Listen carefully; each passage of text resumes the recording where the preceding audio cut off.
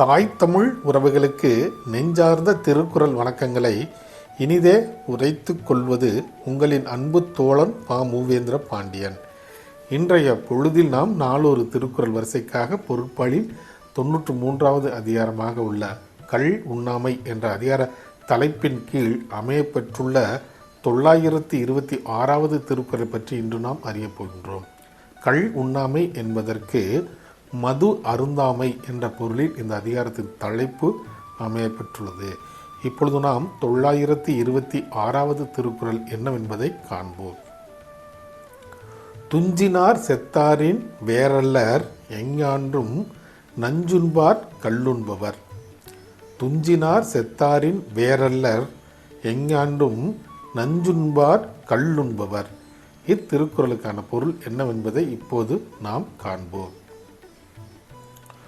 உறங்குபவருக்கும் இறந்தவருக்கும் எந்த வேறுபாடும் இல்லை. அதே போன்று மதுவை உண்பவருக்கும் நஞ்சை உண்பவருக்கும் எந்த வேறுபாடும் இல்லை என்பது இத்திருக்குறளுக்கான பொருளாகும். மீண்டும் பொருள்: உறங்குபவருக்கும் இறந்தவருக்கும் எந்த வேறுபாடும் இல்லை.